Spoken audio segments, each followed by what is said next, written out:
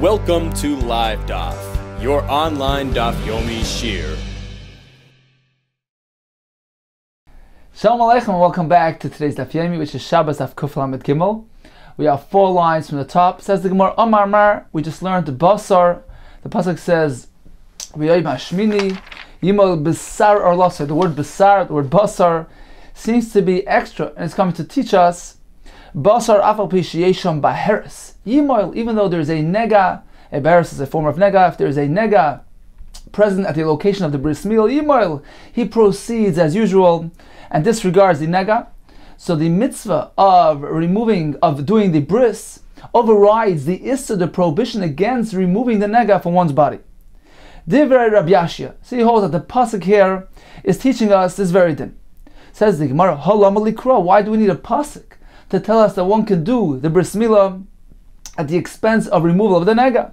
It's something which he has no intention of doing. He's simply trying to do a bris milah without any intention of removing the nega, even though it's happening incidentally. It's a davar shein miskaven, and we know the davar shein miskaven is mutar. So why is a pasuk necessary to grant us this allowance? Apparently, this is said only according to Rabbi Yehuda. Rabbi Yehuda, the Amar davar shein miskaven asur. Rabbi Yehuda holds that even a davar she'ein miskaven, if a melacha or a isser in this case takes place incidentally as a result of a person's primary act, even though he had no intention of bringing that about, it is asur. So this pasuk is apparently, the fact that we learned this from the pasuk is reflecting Rabbi Yehuda's opinion, as opposed to Rabbi Shimon, who would hold that in any case there's no concern since there's no kavanah of removing the nega. Rav Amar, even if this follows Reb Shimon's opinion, it would make sense. Why? Reb Shimon agrees. If something happens and it's inevitable, like the psik reisha, you cut off the head of the chicken, surely it's going to die. You can't expect otherwise. So in a case where it's inevitable that will result in this thing taking place, Reb Shimon would agree. And therefore in this case, we need a pasuk to grant us permission to proceed with the bris milah as usual, despite the fact that he's going to be removing the nega, and it's inevitable that's going to happen. Says the Gemara of Abaye, Leslie hay svara. Does Abaye not agree with this svara that according to Reb Shimon, when it's inevitable, it has to happen, that even according to Reb Shimon, it would be asur? Abaye v'Rav the Amrit Havayu, both Abaye and Rav both said, Moider Reb Shimon concedes, agrees to Rabbi Yehuda in a case of psik reisha v'lo yamos, in this inevitable situation, that it would be asur. So why did Rabbi begin the sugi by saying, well, according to Reb Shimon, there's no need for the pasuk to grant us permission? Sure there is, because it's inevitable. Even Reb Shimon would agree it's asur, if not for the pasuk. Says the Gemara, you're right. Basar the shama merava savra. After you heard it, after Abaye heard it from Rava Savra, he agreed, he accepted it, and he went along with it. But what he mentioned earlier was prior to his having heard and accepted it from Rava. Ika de Masin law, some had a different version, and they applied the discussion between the Abaye and Rava Aha. They applied the discussion on the following halacha. The pasuk says, "Hishamar benega tzaras lishmar moed v'lases." This is that pasuk which tells us one is not allowed to remove his nega. You must safeguard that nega very much. And we learn lases iyata oisa. You can't go ahead and actually remove the nega. Aval ata oisa oisa b'siv shal gabe ragloi. You can go and strap the siv, is this reed, the strap, the shoe strap on your foot without any concern that perhaps it's going to rub away the nega.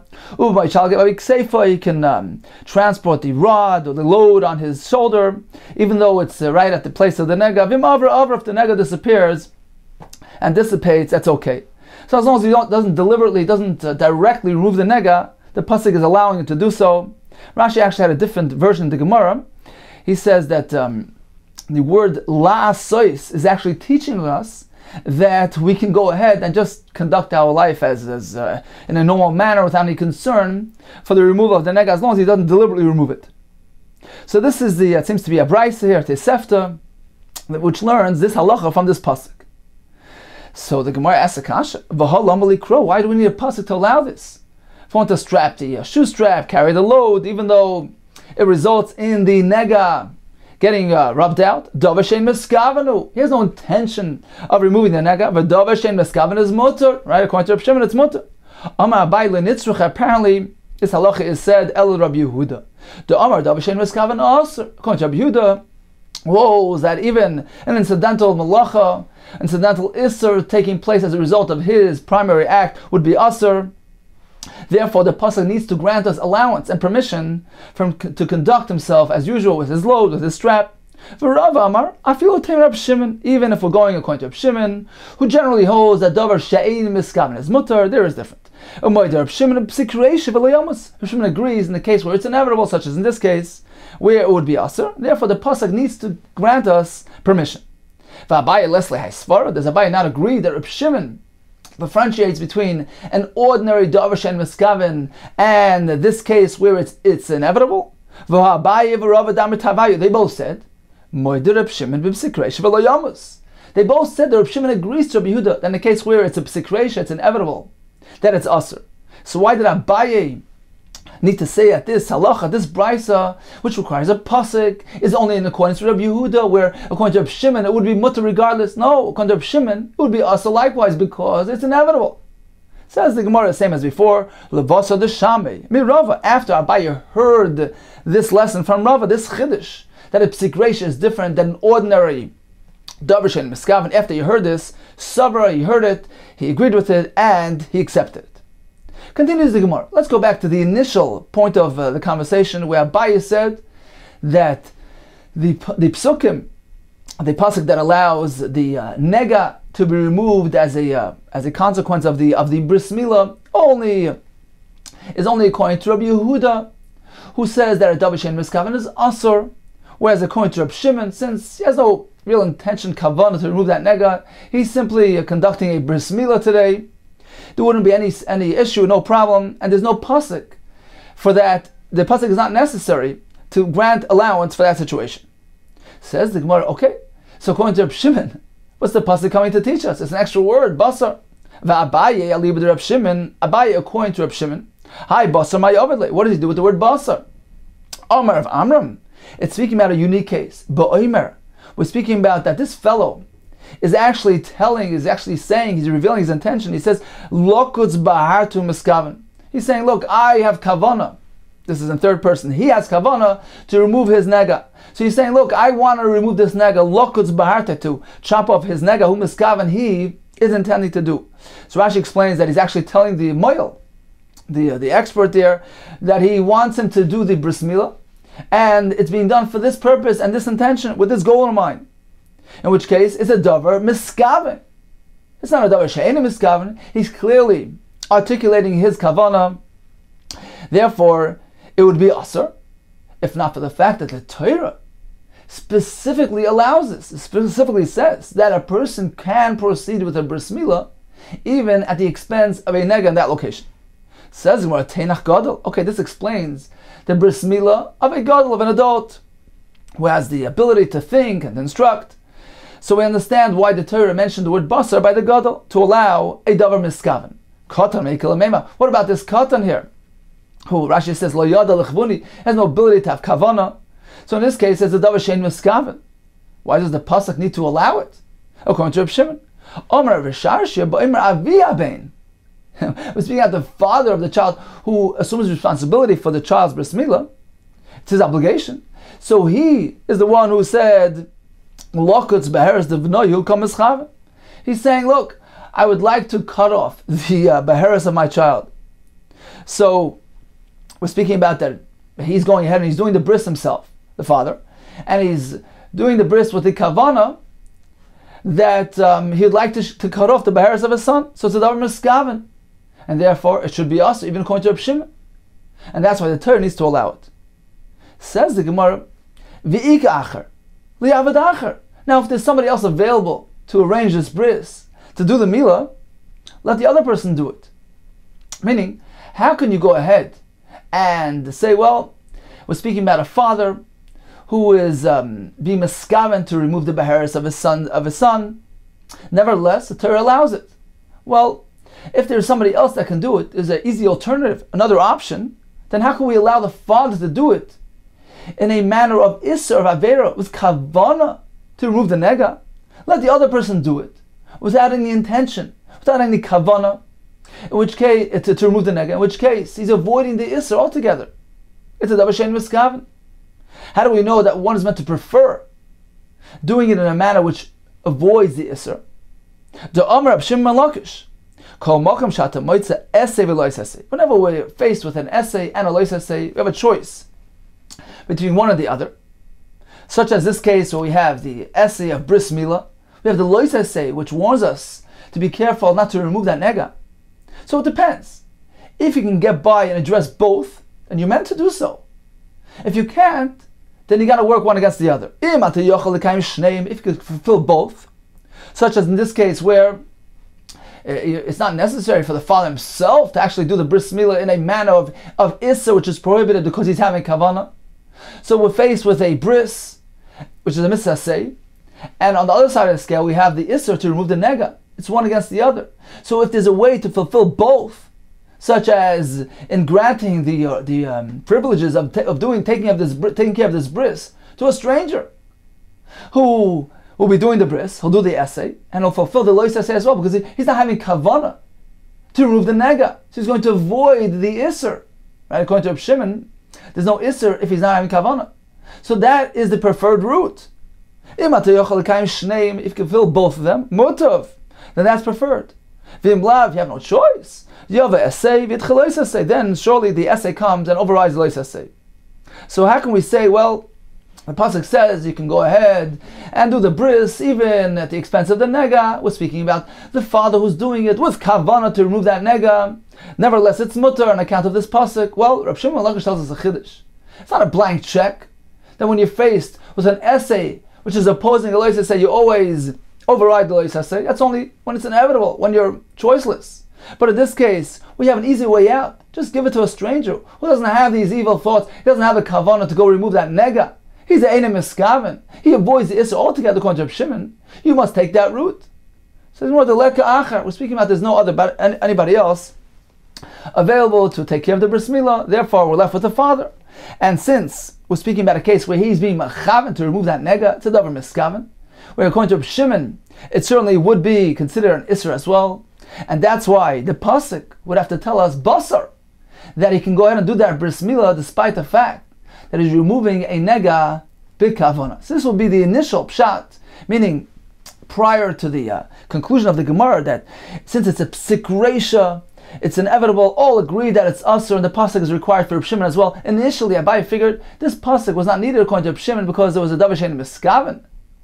But if it's a case where the person is having kavana, the father is doing it with kavana to remove the nega, in that case, certainly the pasuk would be required to inform us that it's mutter.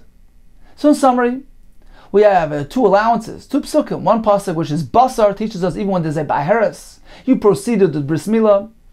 We have the pasuk which says lasos, that one can go proceed of strapping his shoe straps and carrying his load, despite the fact that his nega will be removed as a result, since it's happening indirectly.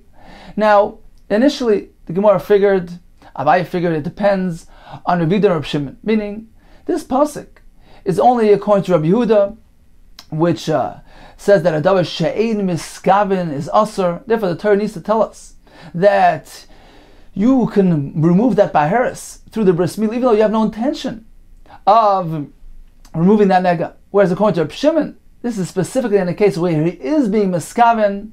Only then is the pasuk required to allow us the removal of the nega.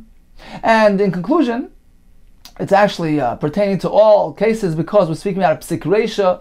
When he goes down, he does that bris. It's inevitable that the nega will be removed. Whereas according to Reb Shimon, it would also be us in this case. Therefore, the Torah surely needs to grant us that allowance. That in any case, you can go ahead and do that bris milah, despite the fact that it's inevitable that the nega will be removed. Likewise, in the case of carrying that load, of strapping the shoe strap on the nega, the Gemara initially figured that, according to Rabbi Yehuda, the pasuk is required to allow even a davar she'ein miskaven, whereas according to Reb Shimon, it would specifically be referring to when he has kavanah to remove that nega. In conclusion, the Gemara said, well, it's a psik reisha, it's inevitable. That's going to result in the nega being rubbed out. Therefore, according to all shittas, it would theoretically be asur, if not for the pasuk specifically granting that allowance. Continues the Gemara. Amamar, we learned earlier that a bris milah is not doicha Shabbos and it's not doicha Yom Tov. Yom Tov ain't a doicha ela bezmana bilvad. Only if the bris milah is taking place at its prescribed time on the 8th day, only then does it override Shabbos or Yom Tov. Mina Mili. How do we know this halacha? And the Gemara is specifically going to address Yom Tov here. Amar Chizkiya, v'chein tonet ve'Chizkiya. Chizkiya said, and we learned in the Beis Medrash of Chizkiya, Amar Kra, lo yisasiru menu ad boiker. The Torah is speaking about a korban Pesach, which was brought on Erev Pesach. You meant to eat it throughout the night. And the pasuk says, don't leave over until morning. And the pasuk actually concludes, v'anoiser mimenu ad boiker.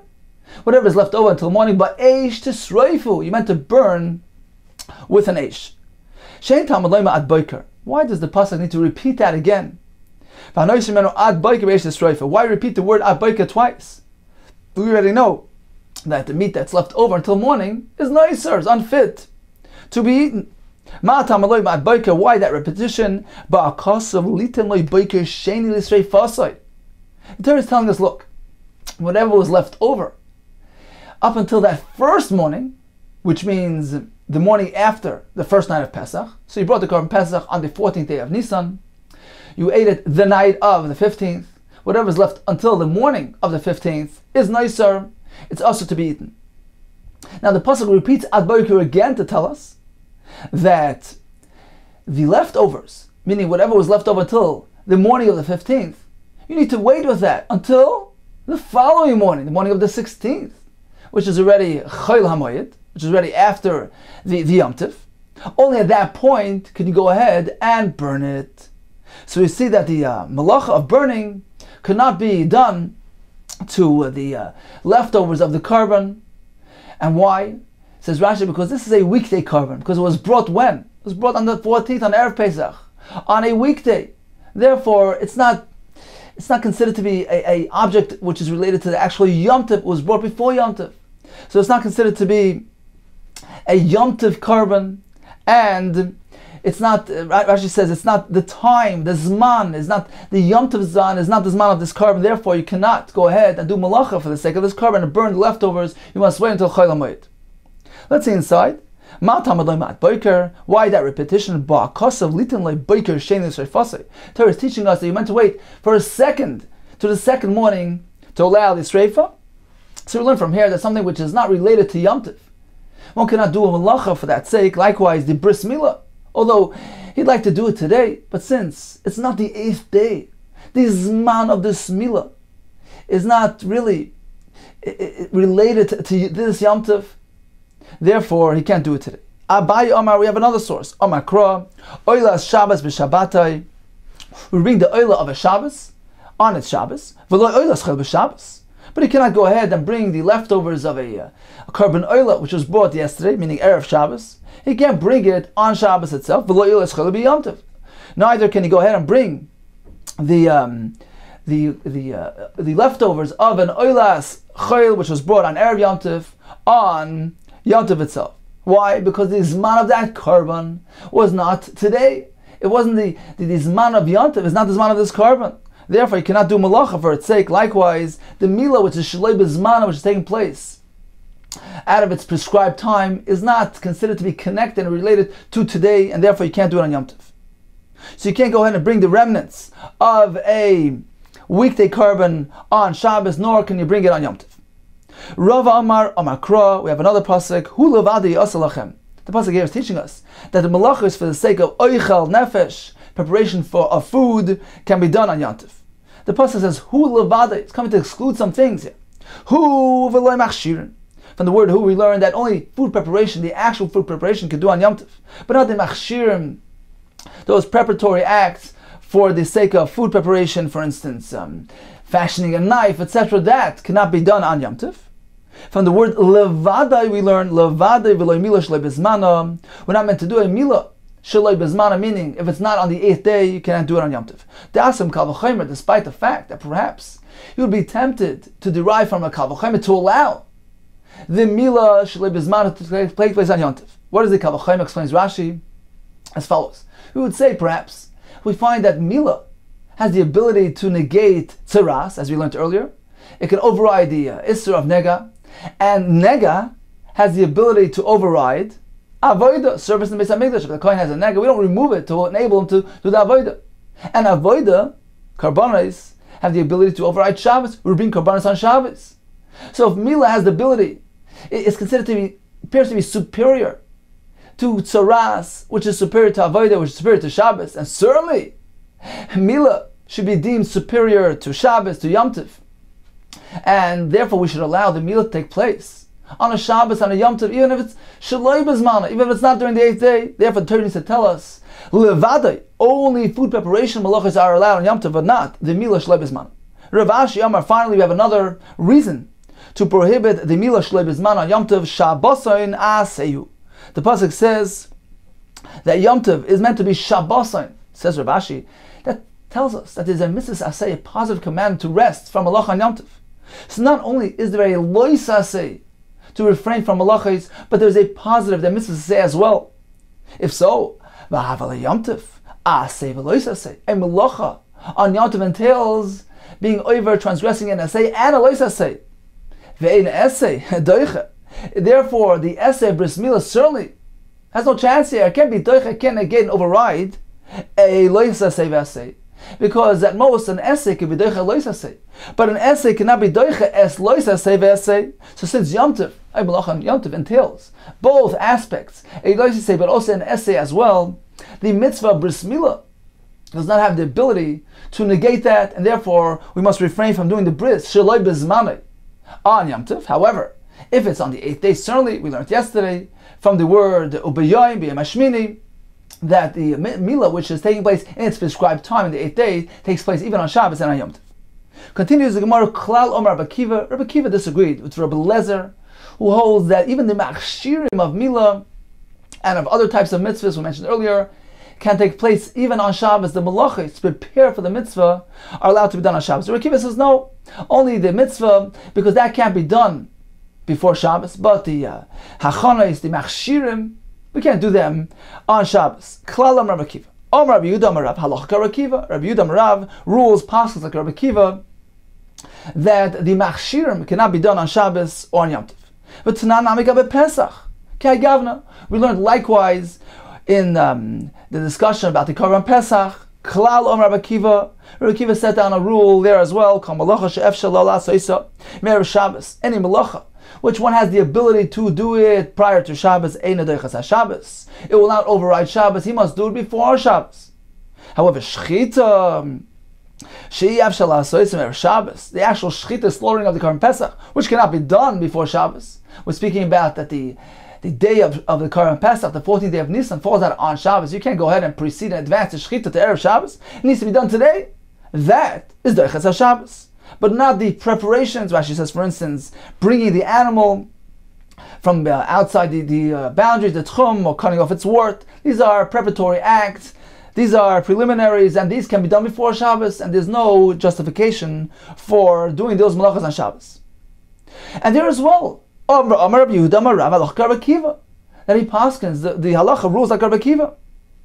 Says the Gemara, why twice? Why does Rav Yehuda need to tell us in the name of Rav, in both places, over here by Mila and over there by Korban Pesach, that one can not do the machshirim on Shabbos? Utzricha, it is needed. Diashmin gabe Mila, because if he would only inform us by Mila, I would say awesome with the machshirim she'ef shalasos me'esmoil, only over there the machshirim that one can do before Shabbos, l'docha Shabbos, don't have the ability to override Shabbos. Why? They're like a chorus, because we're speaking about a bris milah of a katan. Rashi says, where there's no chorus involved, the minor, the katan, is not held responsible for the neglect of his bris milah, and the father as well, although he is very much obligated to do the bris, but he does not. It does not result in chorus for the father if he disregards his obligation. So there's no chorus involved. Perhaps I would think it's more lenient, and therefore the machshirei mitzvah do not justify chilul Shabbos. Aval Pesach, the chorus. However, when it comes to Korban Pesach, where there's very much chorus there, if a person disregards his chiyuv to bring a Korban Pesach, he incurs chorus. Shabbos, perhaps even the machshirim, the preparation of that korban, have the ability to override Shabbos. So therefore, Rabbi Yehuda Rav needs to tell us, no, by korban Pesach, there is no justification to override Shabbos when it comes to the machshirim.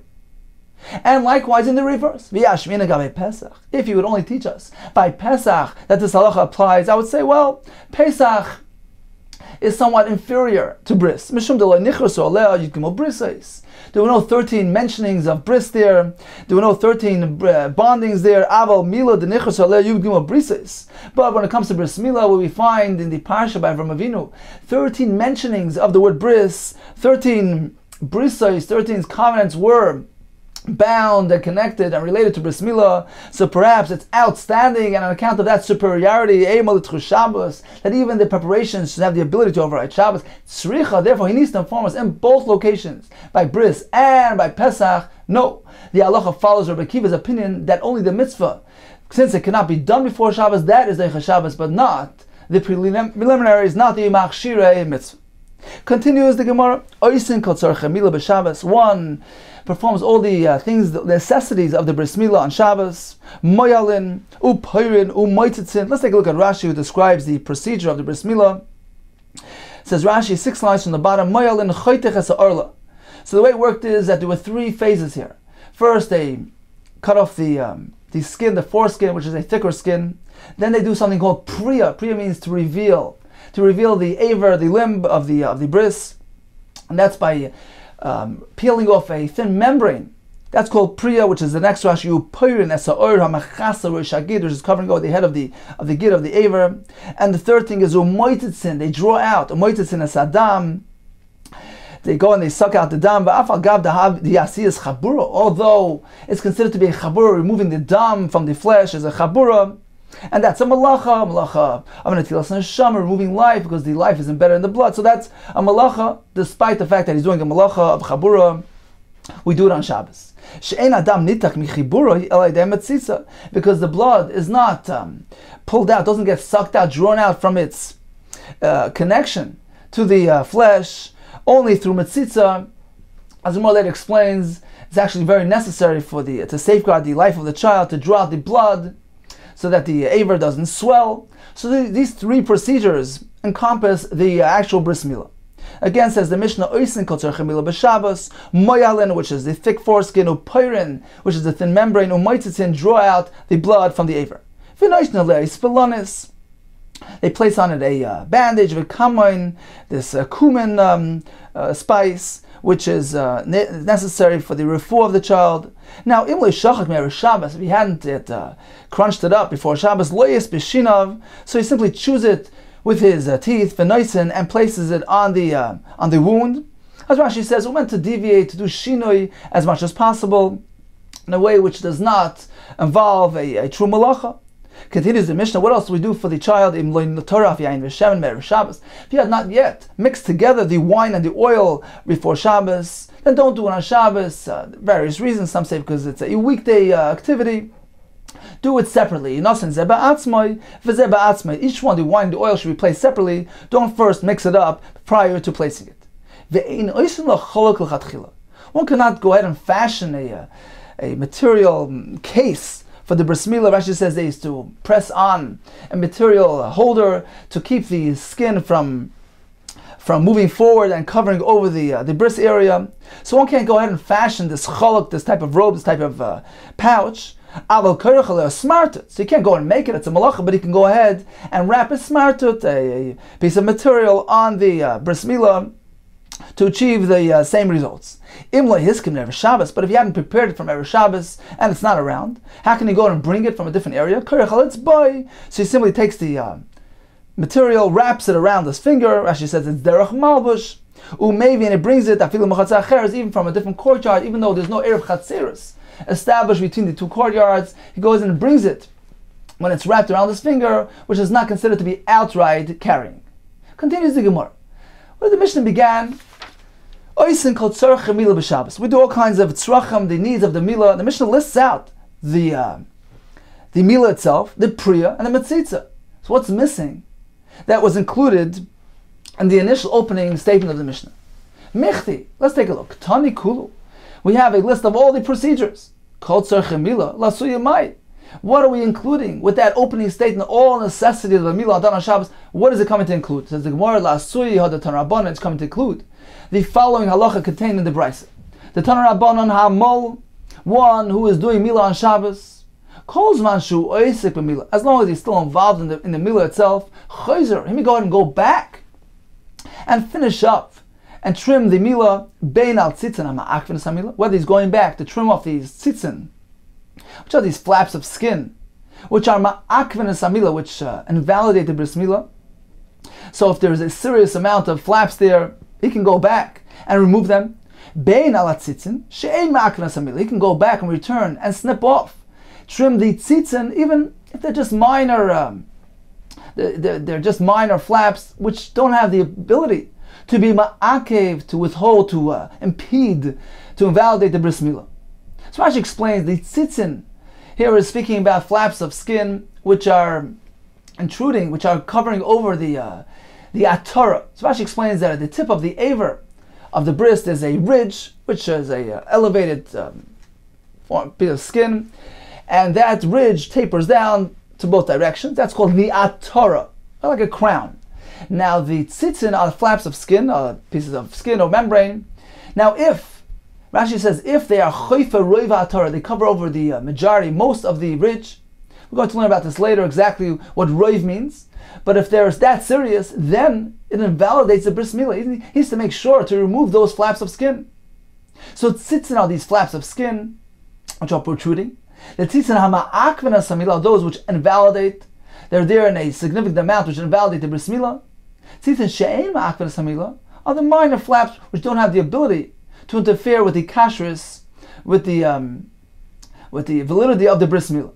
So the brisa is telling us a chiddush. On Shabbos, one is doing a bris, so as long as he's still involved in the bris milah, he hasn't yet completed, he can go back and complete and trim whatever's there, whether it's actually necessary for the validity of the bris milah, or if it's not really necessary, it's not me'akav ha'milah, but since he's still involved in the mas of milah, which has the ability to override Shabbos, he can go ahead and complete the entire thing.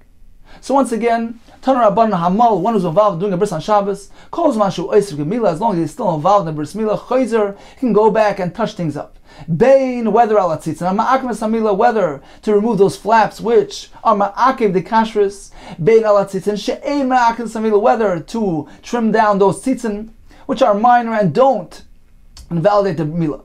Pireish. But once he removed his hand, he's completed the process. Now he decides, well, I want to go back and do a better job. Depends. If those flaps are serious enough that they invalidate, they impede the kashrus and validity of the milah, chayzer, and certainly he can go back because he has to complete his mitzvah of bris milah. However, if those tzitzin are minor and don't impede the milah, he can no longer return, because once he finishes, he removed his hand. Rashi says the milah is over. It's terminated. It's interrupted. Now he'd like to go back. It's as though he's initiating a new ma'aseh malach, which is asr on Shabbos, unless it's for the sake of the mitzvah's bris, which in this case it's not. Let's take a look at Rashi inside. Rashi here is 3 lines from the top, towards the end of the 3rd line, beginning with the word hamol. So we're speaking about a person who's doing a milah on Shabbos, b'Shabbos, calls manshu oisik ba, as long as he's still involved, shaloi silik yodav. He hadn't yet removed his hands. Imra, if he noticed, shinish but tzitzin, that there's some tzitzin remaining, bein ma'akvin ha'milah, whether they're serious and they're ma'akiv, she'ein akshera ashechatchem, they impede, they prevent the kashrus. The kashrus is only if they're cut off. Bein she'ein ma'akvin, whether they're just minor and they don't really invalidate, chayzer v'chaytech, and go back and cut them. Tekul echad milsi is considered to be one complete process, one interrupted process. Shabbos was given to be pushed away and overridden when it pertains to this bris, to this ma'aseh milah. So if he's still in the middle of the act of the bris, he can complete it properly. Pireish. If he already removed his hand, shesilik yadav, then it depends. Ala ma'akvin chayzer. On those tzitzim which are ma'akev the milah, which are crucial to the kashrus of the milah, then he can go back. Shareyein k'milah atzma. They regard it as an integral part of the milah. But on those minor flaps, he can't go back. It's as though he's initiating a new Maisa. On these minor flaps, there's no allowance to be Mechal Shabbos. That's a pshat. When the Mishnah begins by saying Kol Tzorech Chemila can be done on Shabbos, what are we coming to include? Even those tzitzin which are just minor and not me'akiv, he may return and go back and trim them. So the Mishnah here is coming to tell us a chiddush. As long as he's still involved in the bris, he hasn't yet removed his hands, he can go back and trim even the tzitzin which are insignificant, which don't impede the kashrus of the bris. Because he's still involved in the process. It's one big procedure. It's one interrupted bris milah. Continues the Gemara. Man tana pirish eni chayzer. Who is this opinion? Whose shita is reflected here that once he removed his hands, it's considered to be a termination. This pause, this interruption, is mafsik the maisa. We regard it now as a new initiation, a new maisa, and therefore he's prevented from doing so. If he's merely going back to remove those minor flaps, who is this shita that regards this as an interruption and a termination of the maisa? Man tana pirish eni chayzer. Who holds that pirish does not allow him to go back? Amar Rabbi Rachana, Rabbi Yochanan, Rabbi Shmuel, B'noi Shabrechem Breikei. It's this shita of Rabbi Shmuel. The son is, we learned in the Bryce, Arba Asar Shecholis B'Shabbos. So the 14th day of Nisan fell out on Shabbos. He brings his korban Pesach. What about flaying? What about skinning the animal? Mafshit a Pesach adachazah. He can only be mafshit, which is a malacha. Hefshit. He can go ahead and flay the korban, remove the skin only up until the chest area, which gives him unobstructed access to the imurin within to the fats. So he goes and removes the fats for the korban for the mizbeach, but he cannot continue the hefshit any longer. Rabbi Shmuel, B'noi Shabrechem Breikei. You go ahead and remove the entire skin from the entire korban. Explains Rashi. Since Rabbi Shmuel allowed him to go to the chazat, to the chest area, and at that point he paused to take out the imurin. So that pause, that hefsik, terminates the hefshit. Now he'd like to go back and complete the flaying process. He can't do so. It's initiating anew. It's beginning a new malacha. And since it's not needed for the korban, because only the first part was technically needed in order to get the imurin out properly, that was needed for the mizbeach. But to begin anew, once he's interrupted, once he paused, he can't begin anew. Likewise, in our case, once he interrupted the bris milah, it's considered to be terminated, mufsak. You can't go ahead and start a new maisa again. Says the Gemara, how do you know to compare the two things? Ad kan like Omar, Rabbi Shmuel, B'noi Shabrechem Breikei Hasam. It's only over there that Rabbi Shmuel holds that he cannot go ahead and complete the skinning of the animal, Mishum Delei Ba'inon Zekelim Aveil, because there's no need to beautify the remaining animal. It's there. It's the basar, the flesh that's going to be eaten by the owner. There's no point in beautifying it. So there's no real tzorech gavoya, heavenly need to go ahead and remove the rest of the skin. But in our case, by the bris milah, the ba'inon, we require zekelin v'aveyu. This is our God, and we will beautify him. As we'll see soon, there is a advantage to beautifying the mitzvah. So perhaps even he would agree, Rabbi Shmuel would agree, that he's allowed to go back and trim the remaining tzitzin to beautify the bris milah. Hachinami. So in this case as well, he can go ahead and complete what he'd like to complete. The son is willing to the bride says, this is our Hashem, and we will beautify him is snow lefan of mitzvahs. What does it mean to beautify Hashem? It means we will beautify ourselves before Hashem in our performance of mitzvahs. Aseh lefan of sukkah, his snow lefan of mitzvahs. Beautify yourself before Hashem when it comes to mitzvahs. Aseh lefan of sukkah. Do before Hashem, in the honor of Hashem, a nice sukkah, velulavna, a nice lulav, v'sheifanah. Tzitzisna, Sefer Torah, Uksoi by Lishmai. When you write in that Sefer Torah, do it Lishmai with the proper thoughts. B'dyoina, using high quality, nice ink. B'kulmasna, with a nicely sharpened quill, which writes nicely. B'lavler uman, using a professional, capable scribe. V'karcha b'shiroi, go ahead and wrap the Sefer Torah with nice materials, nice silks. So we see this concept of beautifying a mitzvah. So perhaps, when it comes to bris, you want to go back and complete trimming those tzitzin. Abba Shol Omer, he has a different angle on the pasuk. Zekel Avehu, Zekel ve'anvehu. Anvehu means anivahu. Me and him, me and Hashem. I'd like to be similar to Hashem. Have a daimiloi. Go ahead and behave in a similar manner. Conduct yourself like Hashem. In what way? Ma'u chanon v'racham. Just as Hashem has these good midos, chanon grants, v'racham merciful, rachmanos af ata, you too. Hey, you chanon v'racham. Emulate Hashem. Follow in His good ways. That's the pshat zekelim aveyu.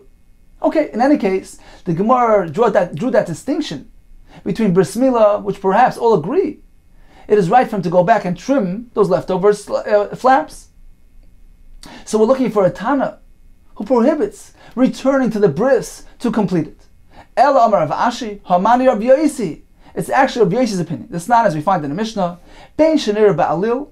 This is speaking about the witnesses, the Eidim that are going to the Bezdin to testify, to say Eidus, that they saw the new moon at the beginning of the month. So the Tanakama says, whether the new moon was near a Ba'alil, Ba'alil means it was clear and visible to all, Ubein Shaloi near Ba'alil, whether it wasn't so visible and clear. Mechal and all of us Shabbos, we do Chilul Shabbos to go to Bezdin to say the Eidus. Rabbi Yossi Aimer, no, near Ba'alil. If we see that the moon is visible and appears to be unobstructed, Ein Mechal of Shabbos, there's no need to be Mechal Shabbos because we can assume that the Bezdin themselves saw this moon which is clear and visible, or the people next to Bezdin, there's no need for us to be Mechal Shabbos. So we see that according to Rabbi Yossi, one does not go ahead and do Chilul Shabbos if there's no real tzorech gavoya, real heavenly need, spiritual need. Likewise, in our case, he can't go ahead and complete the trimming of the bris milah. Says the Gemara, what's the connection? Mimai, how do you know to compare? Dilma, perhaps Atkan, like Amar Rabbi Yossi Hassam, perhaps only over there, Rabbi Yossi says it's asur for them to be Mechal Shabbos, to testify regarding the new moon, to learn into Shabbos, l'dachais, because Shabbos was not given to be overridden in that case. Meaning there's no justification to desecrate Shabbos in a case where the moon is clear and visible. But in the case of bris milah, where he certainly was justified in being Mechal Shabbos initially, when he initiated the bris milah, the Shabbos was given to be overridden. So in this case as well, he can go ahead and complete the trimming of the bris milah. He goes ahead and is goymer the mitzvah. So even though he took this small pause, he removed his hands, he was masalik yodav, that's okay. It's considered to be one continuous, uninterrupted mitzvah. It's not considered to be an initiation of a new maisa, in which case he wouldn't be allowed to trim those tzitzin she'ein ma'akfin. So perhaps in this case, we regard the entire thing as one big maisa milah, and just as he began with a perfect heter, Shabbos was given to be overridden in this case for this bris milah, perhaps he can go ahead and complete it, even to remove those insignificant tzitzin. Says the Gemara, Ella Amri Nadois, and Nadois says, we're going to find a shita, which is reflected in our brayso earlier. It's Rabbanon, the Pligia Le de Rabbi Yossi. It's actually the Rabbanon who disagree with Rabbi Yossi in the following Mishnah. This not, as we learned, Arba Kohanim. This was speaking about exchanging the Lechem Apanim from the Shulchan and the Beis Hamikdash. This took place on Shabbos. So how did the procedure go? It was as follows. 4 Kohanim Nechnasim, Arba Kohanim Nechnasim, Shnayim Biyadam Shnei Starim. So they came with the new shipment. 2 of them were holding the new stacks, the 2 stacks of Lechem Apanim. Ushnayim, there were another 2 Kohanim who were holding Biyadim in their hands, Shnei Bazichen, 2 spoons of the fragrance. Va'arba Makdim Lefneim, and 4 Kohanim preceded them, advanced them, to remove the old bread and the old levina. Shnayim, 2 went litel Shnei Starim, to go and remove the 2 stacks of Lechem Apanim. Ushnayim, the other 2 were litel Shnei Bazichen, to remove the 2 spoons of levina. So how did they proceed? Now the Shulchan was situated, Rashi says, between Mizrach and Ma'ariv. So a stretch between east and west. So the Kohanim was standing alongside the length of the Shulchan. One set of Kohanim was standing on the Tzafin side, facing Doran. Right? If this is, let's say, Mizrach and Ma'ariv, so Shulchan's like this. So one set of Kohanim were facing this way, and the other set of Kohanim were facing this way, face to face. Continues the Mishnah. Ha-machnisim. So the ones who came to bring in the lechem, the rangers, owned them, but Safan, they would stand on Safan's side, Upneim L'Darim, and face Darim. Those who were removing the old bread, they would stand opposite them on the darm, were playing with suffering, so facing each other face to face. Now they did it very smoothly. Elu moishchin, these kahanim would pull, and those would go ahead and lay the new bread, meaning it was done like a conveyor belt, one in and one out. So these hands, the hands of this fellow, was right next to the hand of this fellow, meaning there was no taking and then putting. It was done successively. The Torah says we meant to have the lechem on the shulchan tamid constantly, uninterrupted. Therefore, they did it in this manner. We're not meant to leave the shulchan bereft of any bread. Rabbi Yossi Omer, even if the first kahana would take the bread and the second kahana would place the lechem later, that's okay. This also is considered to be constant, continuous. It also is a fulfillment of the word tamid. Rashi says, as long as there was no lina without lechem, the shulchan did not stay overnight without the presence of the lechem, that's okay. So apparently, according to the Rabbanon, if there's an interruption, even a minor pause, that is considered to be a termination. We can't deem it as one continuous experience. Likewise, in the case of the bris milah, when he was misalik yadav, the bris becomes hufsak, terminated, interrupted. Now he wants to go back and complete, remove the tzitzin. We regard it as a new haschala, a new beginning, a new initiation, a new ma'isa malacha. So if those tzitzin are required for the validity of the bris, and certainly he can go be mechal Shabbos for that. It's part of the bris. But if those tzitzin are insignificant, he may not go back to complete the bris milah. He can't go back and trim those tzitzin. Tan Rabbanan, we learned to the Braisa Mahalkat and Samila. We go and we trim the milah, meaning the tzitzin hama'akvin, those significant flabs of skin. V'im lo yihilkit anash karas. And if he disregarded, he neglected to remove those flaps of skin, he gets karas. Who gets karas? Mani. Who are we speaking about? Amar Kahana Uman. It's the expert, meaning the moil. If he goes ahead and he does the bris without removing what he needs to remove from those tzitzin, he gets karas. Maskal Rav Papa. What's going on here? Now, one second. We're speaking about that he did the milah on Shabbos. So the chiddush here would be that since he didn't complete it, he didn't do anything. So all he did was a malacha. He did a chabura. He inflicted a wound without fulfilling a mitzvah, so he gets karas. Says the Gemara, is that so? Maskal Rav Papa. Rav Papa challenged this. Uman leimalahu. The Uman should tell them, no, avdi palga the mitzvah. I fulfilled half the mitzvah. I cut off the foreskin, the arla. I did part of the priya maybe.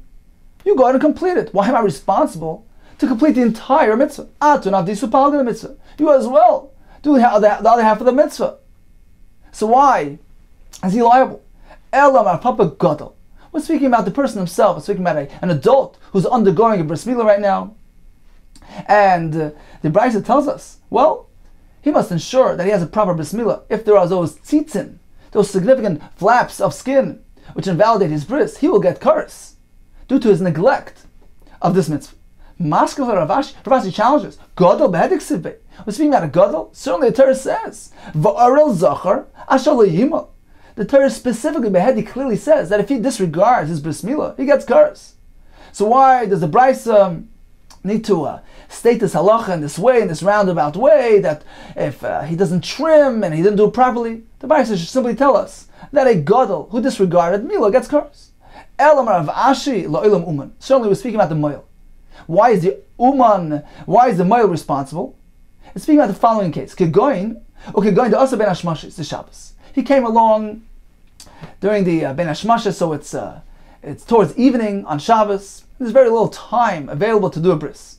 They warned him, you won't have enough time to complete the entire procedure. Don't even begin, because if you can't complete it, there's no point to begin. You're simply doing a malacha unnecessarily. He told, don't worry, I will have enough time. I will be able to complete the entire process. And he did the topic, and it turned out that he fell short. He couldn't complete the entire bris. He left over some flaps. And it turns out the chabura da'avad, that all he did was inflict a wound. He didn't do the bris. Va'anish karas, therefore he gets karas. Continues the Gemara, Moitzitzin, so we draw out the blood, we suck it out. Amar of Papa, Hai Umra Deloy Mayitz, this male who neglected to do the Mitzitza Sakonu. He is endangering, it's an endangering of the child, and we remove him from his post. Pshita, says Gemara, isn't that obvious? The fact that the Mishnah allows it to be done on Shabbos highlights the fact that it's a sakana if you ignore to do it, because it's really a malacha. Sucking out the skin is the blood is a chabura. Why can we do it? Apparently, it's meant to safeguard the life of the child. So isn't this pretty obvious from now, Mishnah? Pshita, midikah mechali shali shabata. Since we are mechal Shabbos for this purpose of mitzitza sakana, well, obviously it's a sakana if it is disregarded. Says the Gemara Mal the time. Perhaps I would think just the opposite. Sucking out that blood is actually not a malacha altogether. Hi dam, this blood in this area mifket pakad is simply deposited there. It's not really embedded in the flesh. So therefore, removing this dam does not involve a malacha. It's not considered to be a chabura. Chabura means detaching the blood from its enmeshment with the flesh, with the skin. This is not a chabura. He's simply taking the blood which is sitting there, deposited there, sort of on the surface. Therefore, we can do it on Shabbos. Just the opposite, because it's not a malacha. But perhaps there's no indication from here that disregarding this procedure involves sakana. Says the Gemara Kamashma, and therefore Papa actually teaches us chiburi mechbar, just the opposite. This blood is very much enmeshed and embedded, and in order to remove it by sucking it out, you're actually chiburi mechbar, you're doing a chabura to remove it. Nevertheless, you can do it apparently because it's avoiding sakana, because disregarding this procedure endangers the life of the child, in accordance with Rav Papa's instruction. Indeed, the Mishnah seems to equate this mitzitza to the other things mentioned in the Mishnah, placing the spalanis, the bandage, v'kamein, that medicine, my spalanis v'kamein, just like those things, if he disregards them, it poses a danger to the child's life. Afachanam here as well with regard to the mitzitza of the dam. If he ignores it, doesn't do it, it poses a dangerous sakana to the child. So in summary, we learned that one may do a bris milah on Shabbos, and the Mishnah began all tzarech milah. The Gemara tells us it means as follows: as long as he's still involved in the bris, he can go back and remove all those flaps, and that is the chiddush of the Mishnah. All tzarech milah, even those minor flaps. However, the Gemara told us if he already removed his hands from that area, he completed. He took a pause, a break. He cannot go back if it's on Shabbos, right? He can't go back to do those insignificant tzitzin, because we regard it as an initiation, a new Maisa, and since these minor flaps are insignificant, don't invalidate the bris milah, he can't do it on Shabbos. The Gemara concluded this follows the sheet of Rabbanan, hold that a pause, a break, terminates the procedure. The Mishnah tells us moil and payr and maitzin. So moil means removing the actual oir of the arla, the foreskin. Payr means to remove the thin membrane. Moititzin is drawing out that blood. The Gemara tells us disregarding that poses sakana to the child. The Mishnah told us he places the spalanis, the kamen, the bandage, the medicine, the yain and the shemen. The Mishnah speaks about this bandage which is wrapped around the child, and the Mishnah actually tells us we're meant to prefer to do it in an indirect way, derech shinoi, in a way which avoids doing a direct malach. Continues the Gemara, v'noisnalei spalanis, amar Abaye, amali aim. So Aim wasn't actually his mother, Abaye was the orphan. Aim means his caretaker. Gave him the following good advice. Ispelanita, the kulain, the proper, effective bandage for all these all wounds, the kulan kivi, all the wounds, shave minoi tarba, 7 portions of chelev, of fat, v'chada kira, with 1 portion of wax. Rava Amar, kira, wax, v'kalba, rishina, some type of resin, some type of extraction of a tree. So this is a very effective bandage. Dorsha Rava b'mechayza. Rava went ahead and he publicized it in mechayza, this very effective bandage. Karinu b'nei Menyumi Asya. So b'nei Menyumi Asya, the sons of Menyumi the Asya, the doctor, Karinu, they tore limonai, their clothing, out of expression of pain and distress, because he revealed the secrets, and they were out of business. Amarlu, so he told them, don't worry, shavkil chada. I left you over one thing, one formula, which I didn't publicize, and the that's for your parnasa, for your business. Shmuel said, if one washes his face and doesn't properly dry it, nisa, the chaspinisa, these boils will develop on his face. What is the remedy for this situation? Limshi tuva b'mai desilke, should wash his face excessively, properly with beet juice. This is a formula which I hadn't yet publicized. You can keep it for yourself and maintain your business. So in summary, we learned that one can go ahead and do a milah even at the place of a baharis.